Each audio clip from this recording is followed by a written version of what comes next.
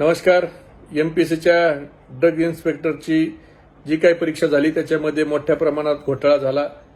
ती परीक्षा वादाच्या भोवऱ्यात अडकली. अनेक विद्यार्थ्यांनी त्या ठिकाणी तक्रारी केल्या.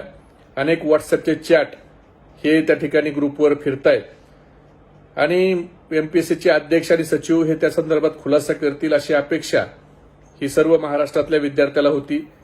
परंतु एमपीएससीचे अध्यक्ष आणि सचिव हरपाळकर सर यांचं जे निवेदन आहे, यांनी जी सारवासारव केली ती खरं तर पाहिली आणि हा केविलवाना प्रयत्न ते एमपीएससीचा कारभार झाकण्याचा करतायत का, ही शंका माझ्यासारख्या एका कार्यकर्त्याला आली.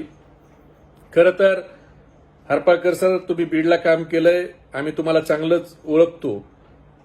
पण या सगळ्या प्रकरणात आपण ज्या व्हॉट्सअप चॅट त्या ठिकाणी फिरत होत्या आणि ती व्हॉट्सअप चॅट कधीची होती तर ती 22 मार्चला परीक्षा आणि 20 मार्चला ही ती व्हॉट्सअप चॅट सगळ्या ग्रुपवरची व्हायरल झालेली आहे. त्याच्या संदर्भात तुम्ही खरं तर सांगायला पाहिजे होतं. पण यांनी तक्रार केली, त्यांनी माघारी घेतली. ठीक आहे, विद्यार्थ्यावर काही दबाव आणला गेला, त्यांना त्यांच्या भविष्याची चिंता आहे, परत आपण परीक्षा द्यायची, आपण कशाला झंझटीत पडायचं असा मानणारा एक विद्यार्थ्यात मोठा वर्ग आहे.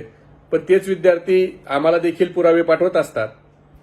आमचा साधा प्रश्न आहे की ज्या मुलीचे व्हॉट्सअप चॅट व्हायरल झाले त्याच्या संदर्भात आपण काय कारवाई केली?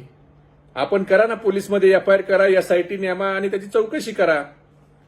नंदुरबारच्या साध्या एका ठाकरेपासून तर एमपीएससीत बसलेला कोण माणूस हा त्याच्यामध्ये सहभागी आहे, हा महाराष्ट्राच्या जनतेला कळायला नको? मी काही उदाहरणं त्या ठिकाणी आता सांगणार आहे. माझी अपेक्षा आहे की किमान एमपीएससीनी याचा तरी खुलासा करावा का हे मार्क कसे आले.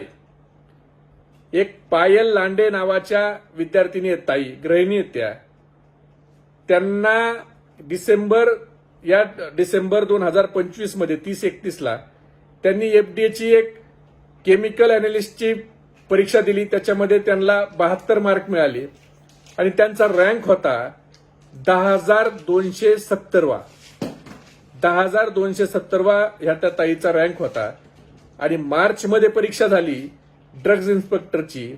असा काय चमत्कार झाला की मार्चमध्ये जी परीक्षा झाली त्याच्यामध्ये त्या ताईचा रँक हा 10,270हून ह्या परीक्षेत मात्र डायरेक्ट 31 वर आला. त्या ताईचे माननीय मुख्यमंत्र्यांच्या सोबत फोटो आहेत. भाजपाचे आमदार अभिमन्यू पवारांच्या सोबत त्यांच्या पतीचे आणि त्यांचे फोटो आहेत. असू शकतात, त्याच्याबद्दल आम्हाला काही बोलायचं नाही. पण आता विद्यार्थ्याच्या मनामध्ये शंका निर्माण झाली की 3 महिन्यापूर्वी ज्या ताईला 10,270वा जिचा रँक आहे ती 3 महिन्याच्या नंतर असा काय चमत्कार झाला आणि एमपीएससी मध्ये परीक्षा दिल्यावर त्यांचा रँक डायरेक्ट 31वा आला. याचा खुलासा एमपीएससी करणार आहे का नाही?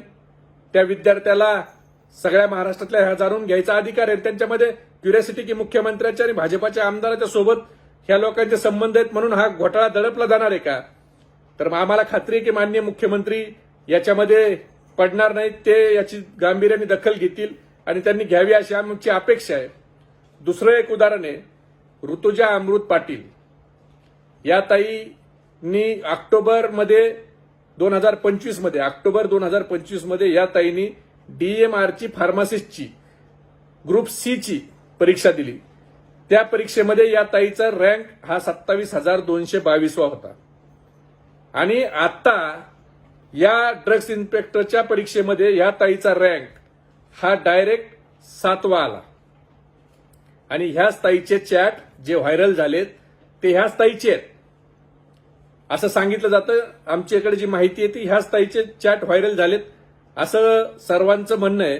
आणि ह्याच ताईचा रँक डायरेक्ट 27,222चा जो ऑक्टोबर मध्ये ग्रुप सी ची परीक्षा हो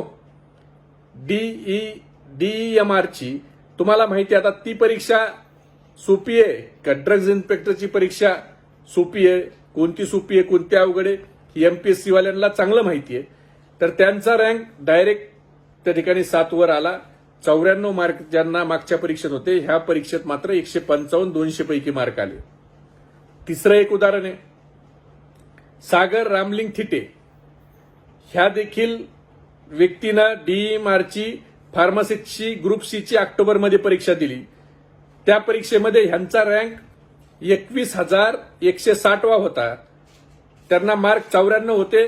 नॉर्मलायझेशनमध्ये त्यांना 111 मार्क मिळाले आणि आता त्यांची 21,160 वरची रँक आता डायरेक्ट 14 वर आली आणि त्यांचे मार्क 150 झाले. नेमकं एमपीएससीत हा चमत्कार कसा झाला? अनेक विद्यार्थी आहेत जे बहीण भाऊ एकाखाली एक आलेत, त्यांना मार्क एकामागे एक मिळालेत, ते याच्यामध्ये मेरिटमध्ये आलेत. त्यांची देखील नावं आम्ही पुढे सांगू.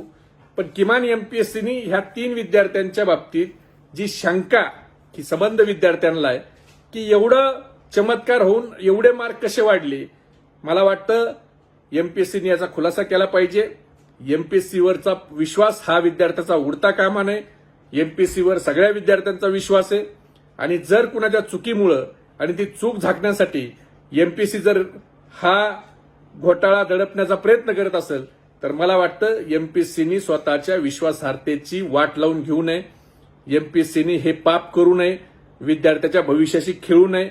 उद्या अशी जर प्रथा पडली तर परत महाराष्ट्रामध्ये अभ्यास करून आपण चांगल्या पदावर जाऊ शकतो ही भावना विद्यार्थ्याची संपून जाईल. म्हणून परत एकदा हरपाळकर सर, तुम्हाला आणि एमपीएससीच्या अध्यक्षांना विनंती आहे की याच्यामध्ये लक्ष घाला. टोलवाटोलवी करू नका. विद्यार्थ्यांचा विश्वास एमपीएससीवरचा उडल असं करू नका. एफआयआर करा. माननीय मुख्यमंत्री महोदय, तुमच्यासोबतचे एका यातल्या कॅन्डिडेटचे फोटो आहेत. त्यांचे कुटुंब आपल्याशी संबंधित आहे. म्हणून आपण देखील तातडीनं याच्यामध्ये लक्ष घाला आणि हे दूध का दूध पाणी का पाणी करा. आणि ह्या परीक्षेमध्ये व्हॉट्सअप चॅट कसे बाहेर आले, प्रश्नपत्रिका कशी बाहेर आली, त्या सगळ्या लोकांचे सीडीआर काढा. कसा आर्थिक व्यवहार झालाय, नंदुरबारचं काय पाटील ठाकरे कनेक्शन आहे हे आपण काढावं. एवढीच आपल्याला विनंती आहे. जय हिंद, जय महाराष्ट्र.